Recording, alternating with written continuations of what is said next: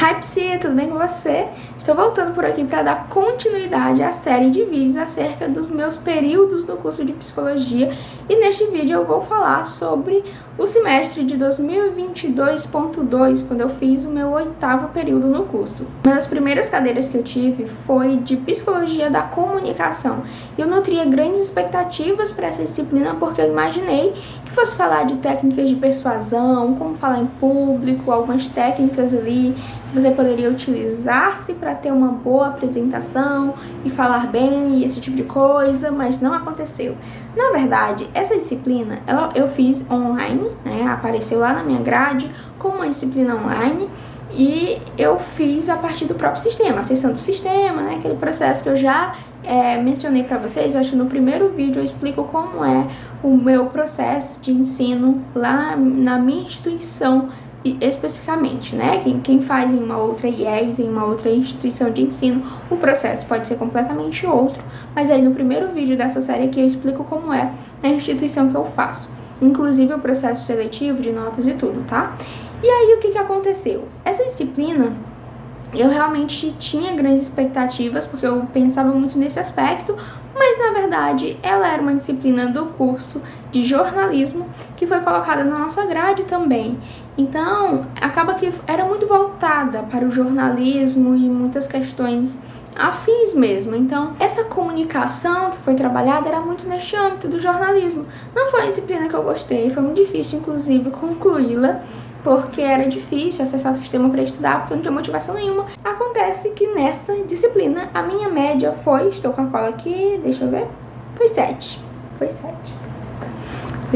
gente.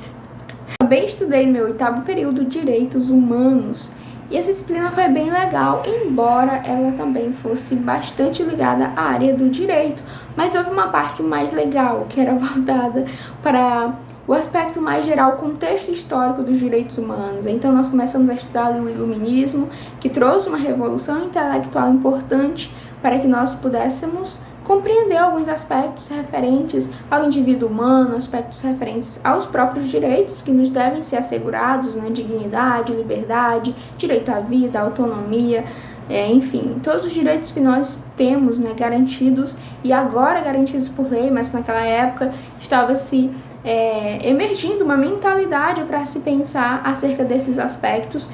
Vimos Revolução Francesa, como isso também contribuiu, outros processos históricos, como o fim da Segunda Guerra Mundial, tudo isso contribuiu de maneira significativa para a criação da ONU, criação subsequente, né, dos direitos humanos, e aí cada país foi criando seu código de direitos. Aqui nós temos a nossa Constituição de 1988, que foi originada em um momento posterior a uma ditadura militar, né, então já em processo de redemocratização. Tudo isso traz aspectos bem significativos para serem pensados e refletidos. E aí hoje nós temos garantidos o direito à vida, à liberdade, à propriedade, direitos básicos mesmo de alimentação, moradia, esporte, lazer, acesso à educação, saúde, tudo isso garantido por lei, mas houve todo um percurso. E nessa disciplina trabalhou tudo isso e a minha média foi 10. Também tive administração de recursos humanos. E aí não tem jeito, gente, é POT, é psicologia organizacional e do trabalho. A minha faculdade, na verdade, a grade curricular da minha instituição de ensino encaminha muito, sabe, para esse tipo de temática. Então ela é bem voltada para a área organizacional.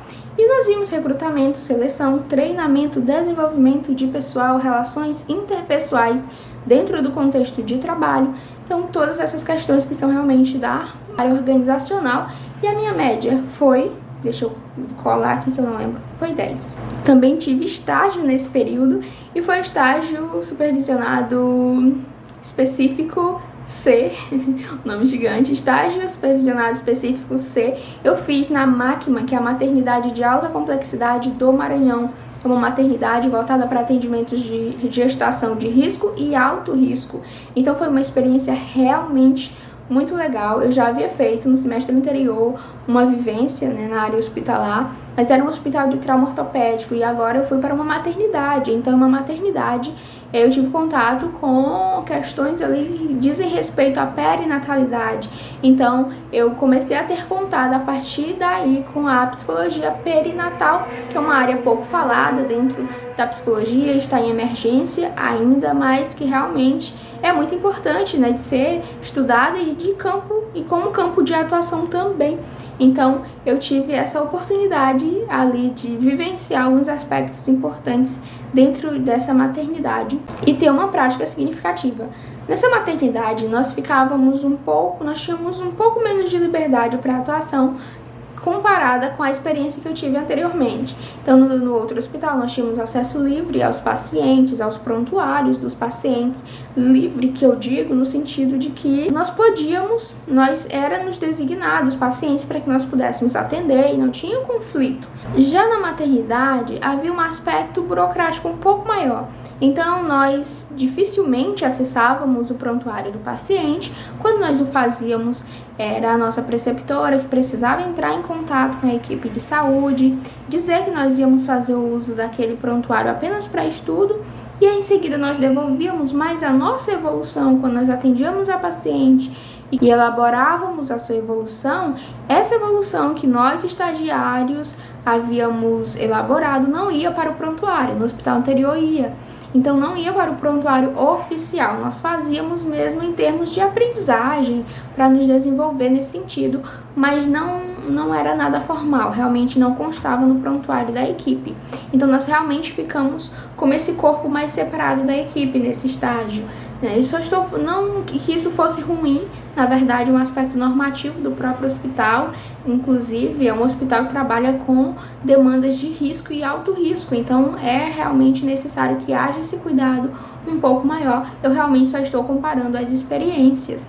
E nós realizamos ali um projeto de intervenção voltado também para o atendimento do luto neonatal. Então nós percebíamos que muitas mulheres passavam por perdas e esses lutos neonatais não eram sancionados, é um luto não autorizado socialmente. Então é uma mulher que sofre em silêncio a sua perda gestacional, e devido a esse motivo nós realizamos um projeto para pensar essas questões e para intervir diante desse tipo específico de luto. E a nota do meu relatório final de estágio foi 10. Comecei a fazer o meu TCC no 8º semestre, então fiz a disciplina de produção avançada de trabalho acadêmico 1.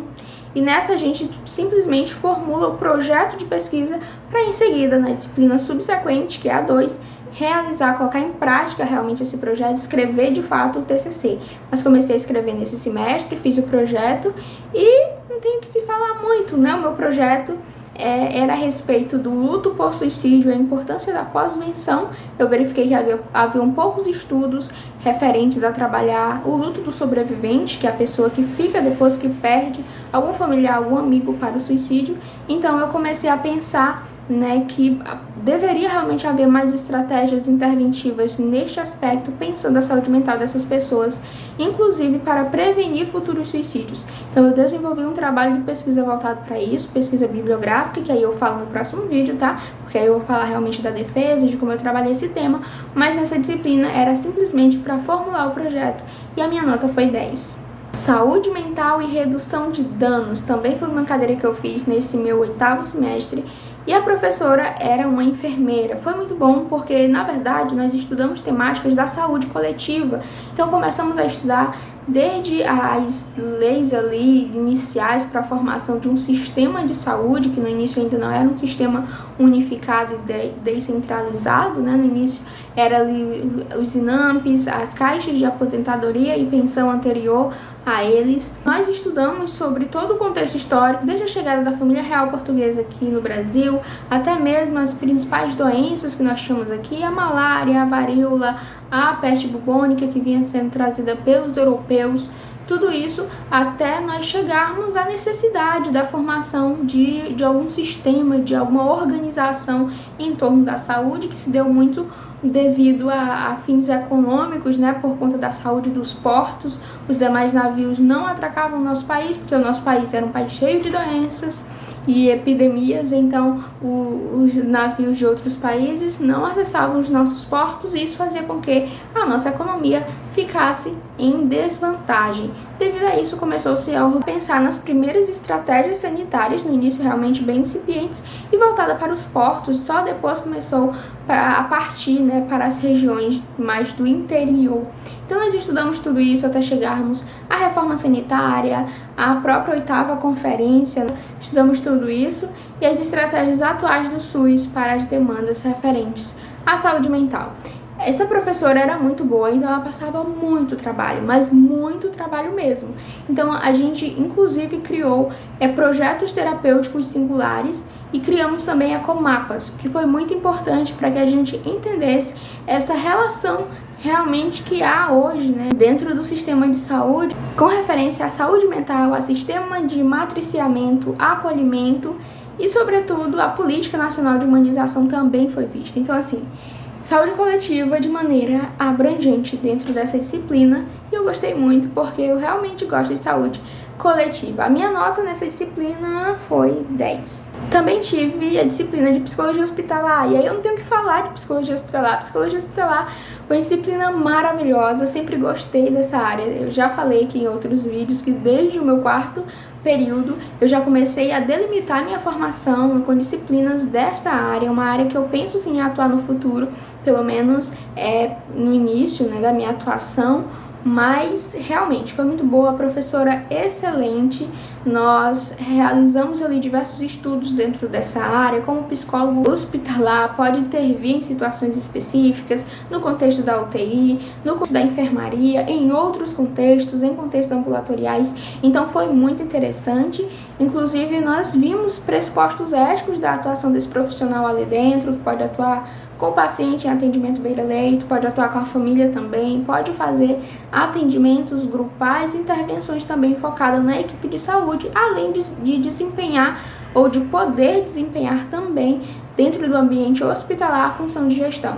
Então nós vimos tudo isso de maneira muito interessante, porque a professora tinha uma metodologia excelente e a minha média foi 10. Estudei também psicologia, ética e direitos humanos. E aí essa disciplina pegou muito, né, do que eu do que eu estava estudando em outra disciplina, que era direitos humanos. Mas além do contexto histórico que eu repeti nessa disciplina, assim, revisitei, na verdade eu fiz elas de maneira concomitante, de maneira simultânea, mas essa era mais focada no fazer do psicólogo, né, dentro desse aspecto aí de se estudar ética e tudo mais. Então, assim, o professor era muito polêmico. Então, a gente começou fazendo a diferenciação entre ética e moral. O código de conduta do psicólogo, na verdade, é um código de ética e não um código de conduta, mas a gente trabalhou esse código também e a partir daí começaram essas questões polêmicas. Então, o professor fazia muitas perguntas direcionadas para os alunos com relação a questões que demandam muita reflexão dentro do campo da psicologia, e nós trabalhávamos essas questões de maneira muito reflexiva. Além disso, nós também vimos as referências técnicas para a atuação do psicólogo em cada área profissional. Então, as referências técnicas para a atuação do psicólogo educacional, referências técnicas para a atuação do psicólogo hospitalar, referências técnicas para a atuação do psicólogo nos CAPs. Então, nós vimos tudo isso e foi uma disciplina muito, muito proveitosa. A minha média foi 10. Também estudei a psicologia na prevenção do suicídio. E eu fui com altas expectativas para essa disciplina, afinal de contas eu estava montando meu projeto de pesquisa, que era sobre suicídio também, então eu já fui ali pensando, nossa, vai ser muito bom, muito proveitoso, porque eu vou perguntar muito para a professora, eu vou tirar minhas dúvidas, e eu vou fazer muitas perguntas, vou estudar muito o tema, para que eu também tenha uma base interessante para utilizar como referência e também sanar as minhas dúvidas para trabalhar no meu projeto. E realmente era uma professora muito qualificada, mas eu não consegui realmente. Na verdade, eu fui com muita expectativa e eu acho que alguns aspectos ficaram a desejar. Não com relação à professora, ela era ótima, mas como eu já havia estudado bastante para montar um referencial teórico para a minha pesquisa, eu meio que o que foi passado na disciplina eu já havia consumido, digamos assim.